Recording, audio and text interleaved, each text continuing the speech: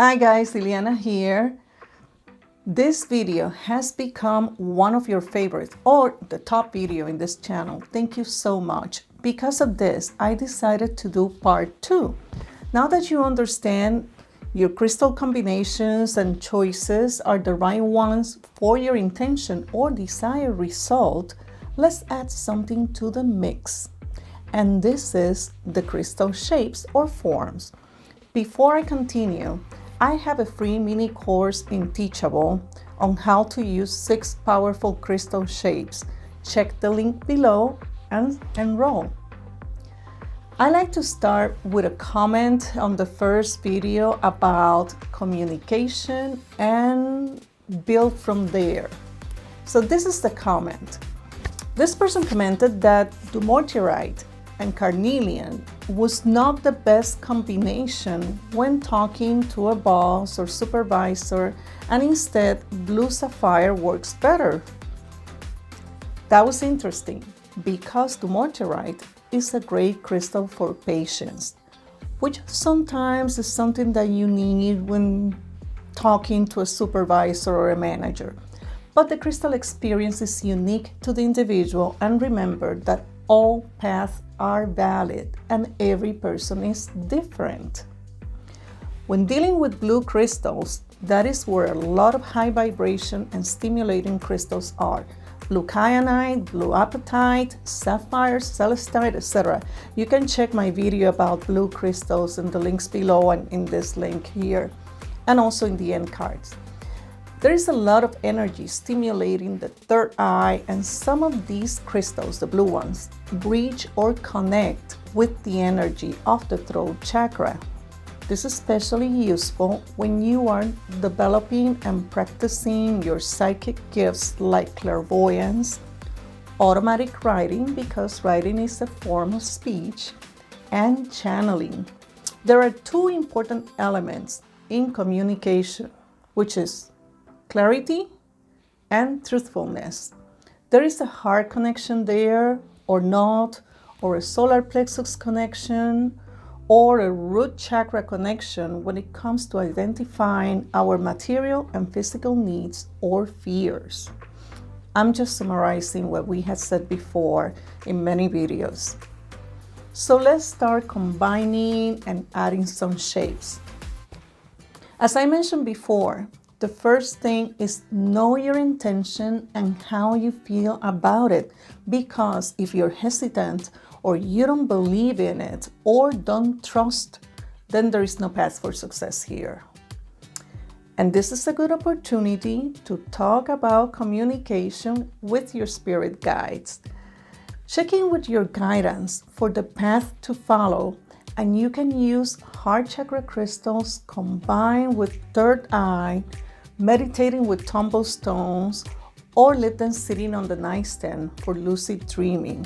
Those are good choices for crystal shapes because they're not going to hurt your furniture or anything like that. To take it a step further, when it comes to shapes, you can use a Tao or trance channeler quartz. Look at this beauty in smoky quartz. I had this on my nightstand for a while, and it works for meditation or dreams with guidance.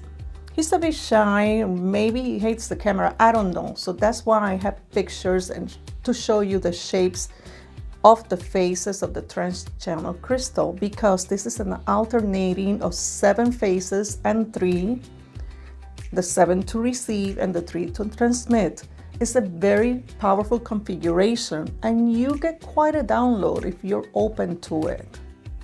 Now, let's continue using the intention of communication. And now let's say that we are working to find common ground or vote on something or be united. And for this, we can use clusters.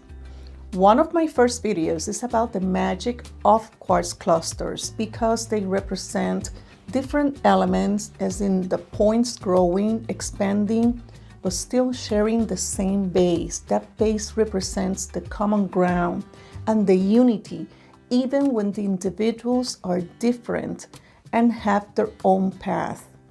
The easiest way to use clusters is to program a clear quartz cluster for that goal or that consensus you need. If you're dealing with more personal relationship like family, then you can use rose quartz. Now in the workspace, and continue with clusters, you can add this shape to a grid so you can combine it with other crystal energies to achieve a better understanding of a complex situation.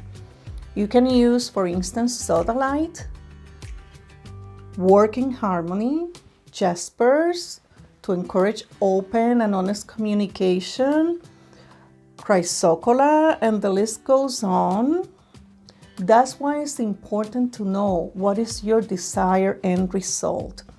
Another one for when you take on a major effort and you have to extend your influence to reach unanimous acceptance from independent contributors is the sphere. The geometry of the sphere, the circumference, translates into all positions are equal in relation to the origin. There is no head of the table. The sphere is another shape to work on yourself to, like, pull yourself together.